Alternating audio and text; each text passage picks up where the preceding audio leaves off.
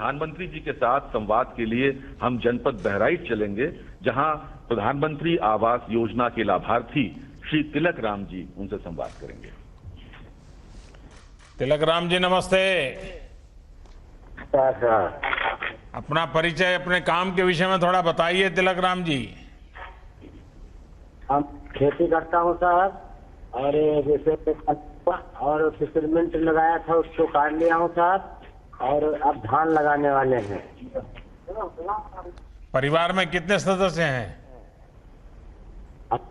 माता जी है, पिताजी हैं, एक भाई है और मेरी बीवी है, 3 बच्चे हैं साहब। अच्छा, तो काम क्या करते हैं? काम यही खेती बाड़ी का करता हूँ साहब। अच्छा, और नरेगा सरेगा में काम करता हूँ साहब। ये पीछे बहुत बढ़िया मकान बन रहा है आपका, तो बड़ा तगड़ा, क्या बात है? आपने कहा है साहब, प्रधानमंत्री जी आपने दिया है। अच्छा, आपको सरकार का लाभ मिला है?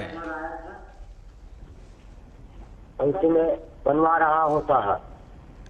तो नीचे वाला बन गया, अभी ऊपर बना रहे हैं? हाँ, नीचे वाला साहब बन गया, स्लैब पर रही साहब। अच्छा। हाँ, तो ये प्रधानमंत्री आवास योजना का आपको लाभ मिला? हाँ, प्रधानमंत्री आवास योजना का मुझे लाभ मिला। तो पहले कहाँ रहते थे?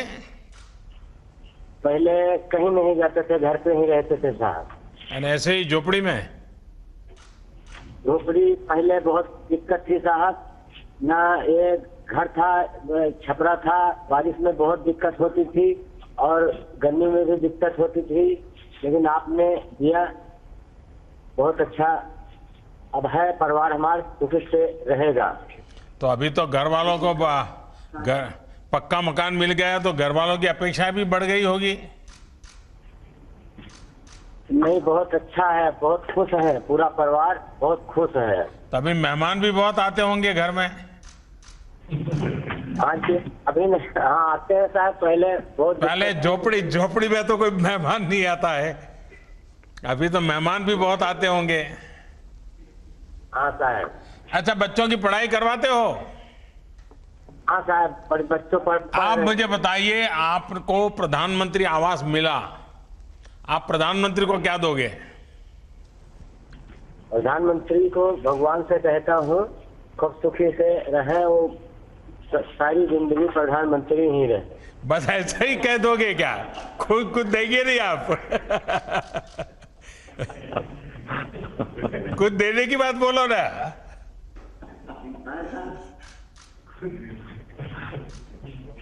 अच्छा, मैं मांगता हूं, देंगे आप?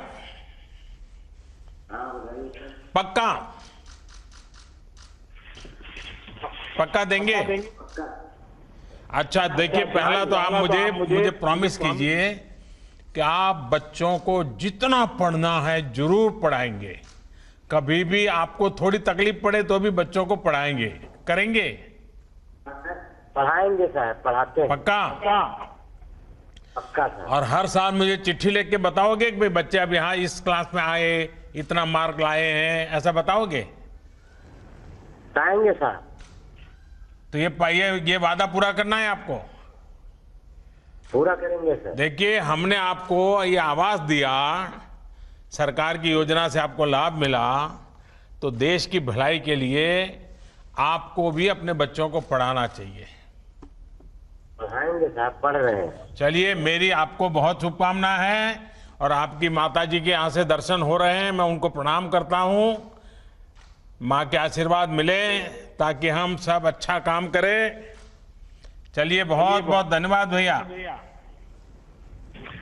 जिला सिद्धार्थनगर के कोडरा ग्राम पंचायत में लॉकडाउन के दौरान 693 श्रमिक वापस लौटे हैं।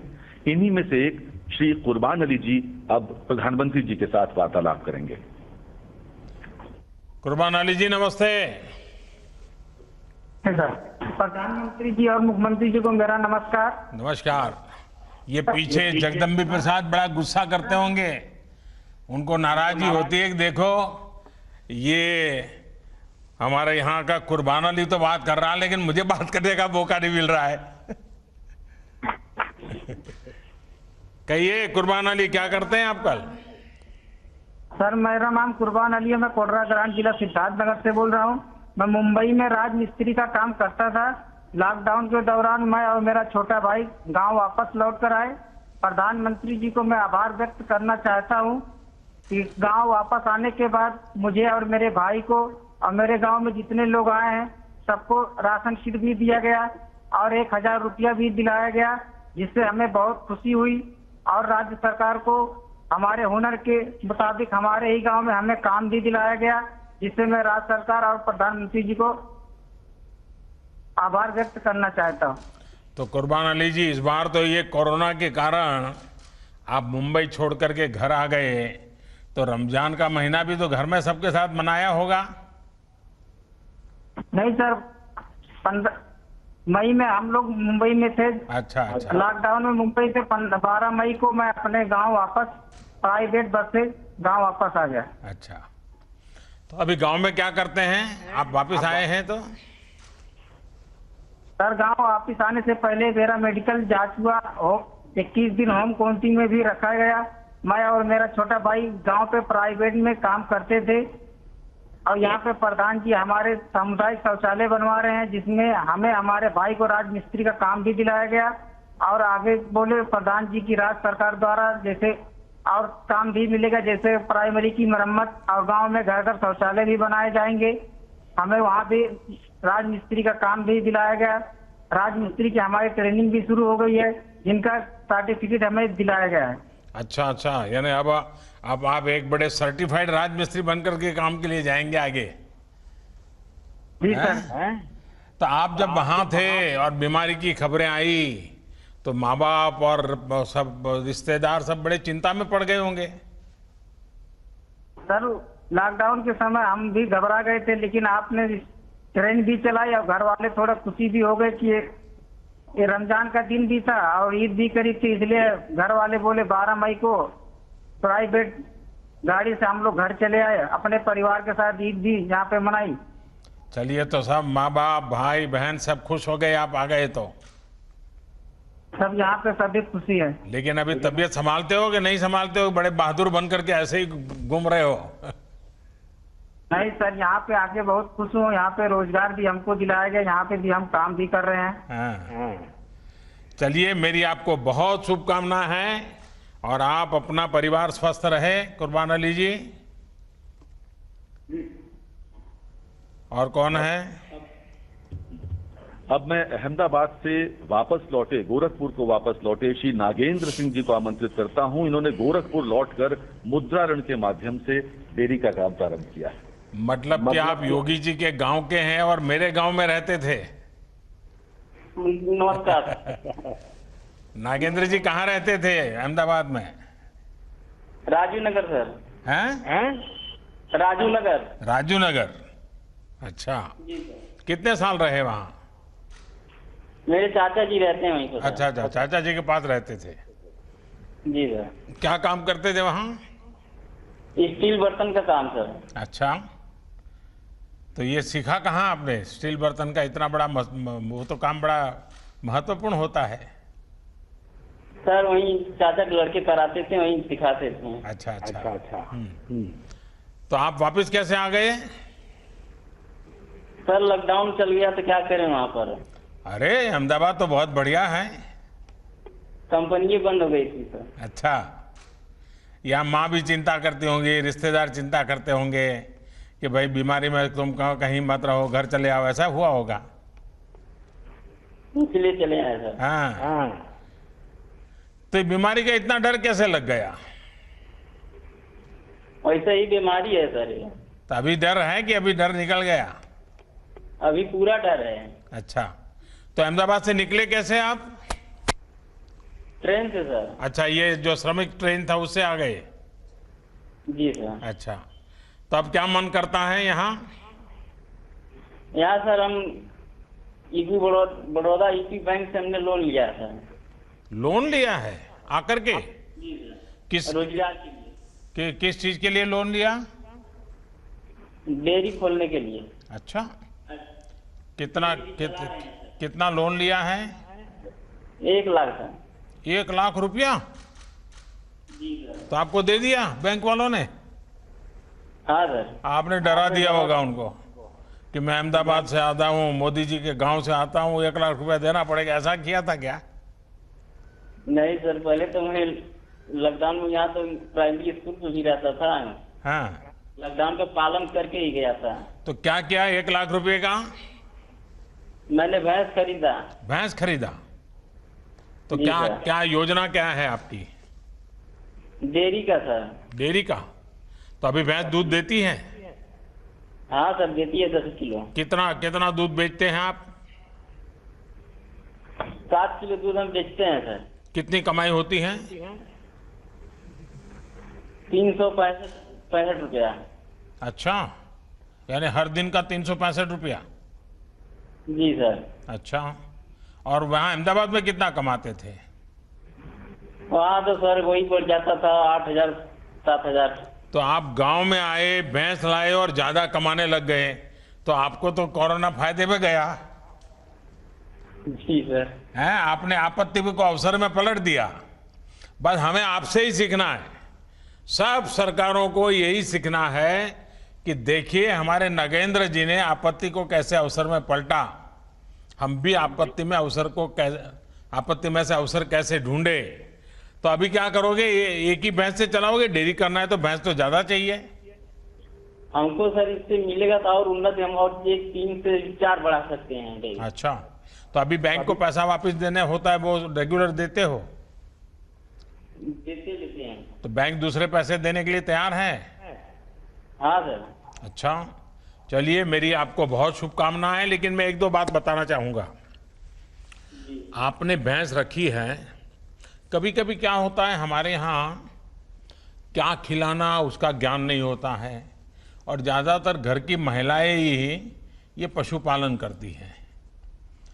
अब जैसे भारत सरकार ने 13,000 करोड़ रुपया खर्च करके पशुओं के फुट टू माउथ डिसीज का टीकाकरण का काम शुरू किया है। आप सबसे पहले ये टीकाकरण करवा दीजिए।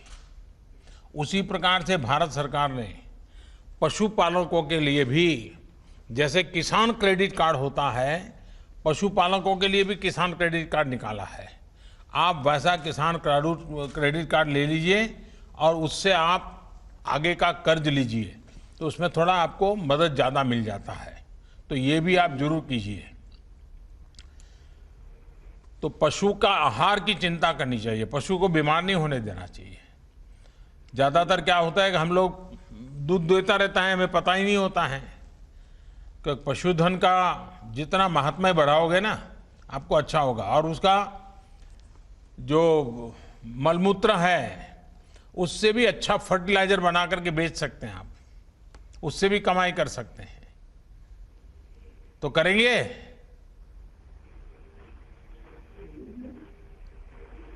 सब कुछ सुनाई दिया कि नहीं सुनाई दिया? दिया है सर। अच्छा, वो करेंगे। चलिए, मेरी आपको बहुत शुभकामनाएं हैं, लेकिन तबीयत संभालना भैया इस हालात में। आइए, और कौन है? जालौन जिले के दीपू जी को संवाद के लिए आमंत्रित करता हूं। नमस्कार जी। नमस्कार। हाँ दीपू जी, बताइए।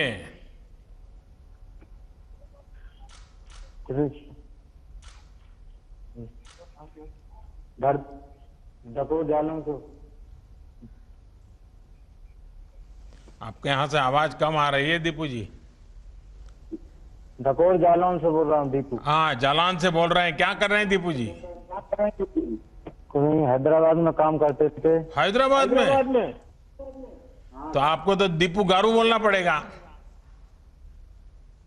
हैदराबाद में काम करते थे। तो आपको दीपू गारू बोलना पड़ेगा मुझे। लॉकडाउन की वजह से आ गया घर। नहीं दीपू जी, पहले मेरे एक सवाल का तो जवाब दीजिए। आप हैदराबाद में थे, आंध्र में थे, तो आपको तो अब दीपू गारू कहते होंगे लोग। सुनाई देता है आपको? हाँ सर। हाँ, अच्छा बताइए, क्या करते थे वहां? क्या करते थे? इंसुलेशन का काम करते थे सर। तो आगे कैसे, फिर आगे का क्या किया? और लॉकडाउन लग गया इसलिए सर गांव घर पर आ गया। और अभी यहाँ क्या कर रहे हैं? बुंदेलखंड एक्सप्रेस में काम कर रहा हूँ सर। अच्छा, तुरंत काम मिल गया आकर के? 1 महीने बाद मिला था सर। अच्छा, तो हैदराबाद में जितना कमाते थे उतना कमाते हैं कि कम कमाते हैं? नहीं, बराबर कमाते हैं सर, उधर बराबर कमाते हैं। उधर ही। हाँ सर। अच्छा, और ये सारे नियमों का पालन करते हैं?